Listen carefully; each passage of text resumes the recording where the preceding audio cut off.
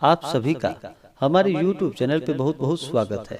आइए सुनते हैं माघ मास महात्म्य में 10वें अध्याय की कथा। तो बोलिए प्रेम से भगवान विष्णु की जय, माता लक्ष्मी की जय। यमदूत बोले कि बहुत सा पाप करने वाला भी एक बार गंगा जी में स्नान कर शुद्ध हो जाता है, वह नरक में नहीं जाता।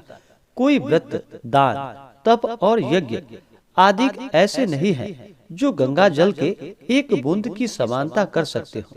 जो नीच मनुष्य गंगा जी को दूसरे तीर्थों के बराबर कहता है या मानता है, हे वैश्य, वह रौरव नरक में जाता है। वैकुंठ से विष्णु भगवान के चरणों से गिरे हुए गंगा जल को महादेव जी ने अपने मस्तक पर सुशोभित किया है। गंगा का नाम लेने से सैकड़ों योजन पर रहने वाला प्राणी नरक में नहीं जाता।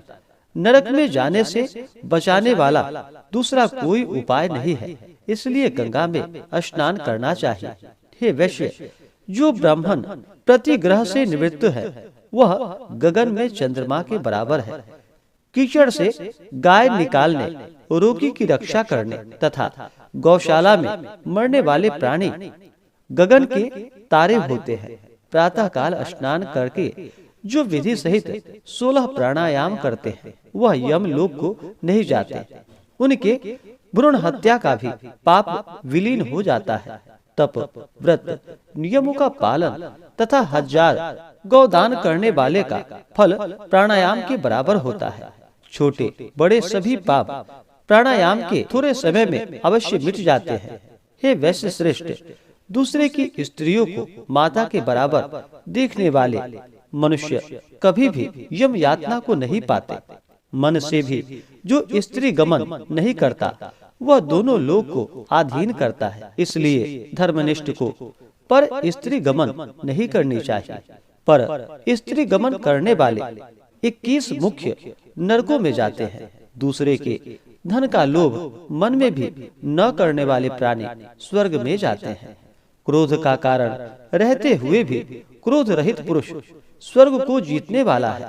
जो माता और पिता की देवता के बराबर उनकी सेवा करता है, आराधना करता है, अंतकाल प्राप्त होने पर वह यमलोक में नहीं जाता। जो गुरु की पूजा करते हैं, वे ब्रह्मलोक में जाकर पूजा योग्य होते हैं। हे वैश्य, दुष्ट संगति छोड़ स्त्रियों को अपने शील की रक्षा करनी चाहिए। शील भंग होने से वे यमलोक को जाती हैं और शीलवान स्त्रियां उत्तम स्वर्ग को प्राप्त करती हैं। जो वेदाभ्यास करते हैं, शास्त्र, पुराण और संहिता पढ़ते हैं और सुनते हैं, वह स्मृति का व्याख्यान करते हैं।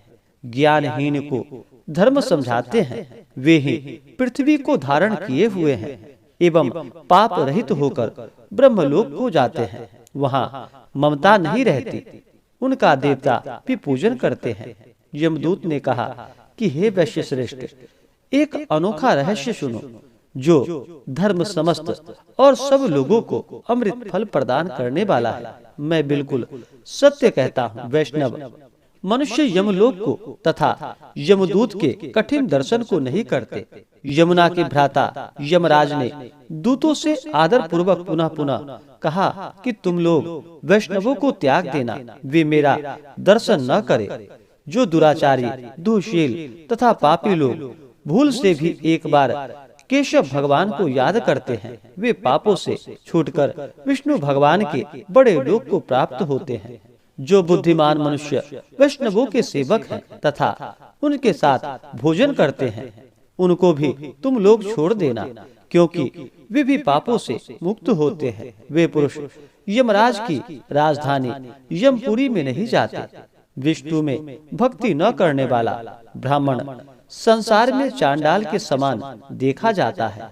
वर्ण से बाहर का भी वैष्णव तीनों लोगों को शुद्ध करता है।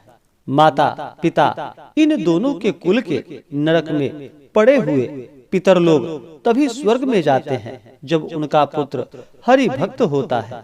गोविंदाय नमः। इस मंत्र को जपते हुए मरने वाले पुरुष यम का दर्शन नहीं करते। हम लोग भी उसको नहीं देखते जो अंग, मुद्रा, न्यास, ऋषि, छंद तथा देवता सहित दीक्षा प्राप्त करके नियम पूर्वक ओम नमो भगवते वासुदेवाय 12 अक्षर का मंत्र ओम नारायणाय 8 अक्षर का मंत्र जपते हैं, उनको देखने ही से ब्रह्म हत्यारे पवित्र होकर वैष्णव हो जाते हैं। वे शंख चक्रधारी ब्रह्म की आयु पर्यंत वनमाली बनकर विष्णु लोक में निवास करते हैं।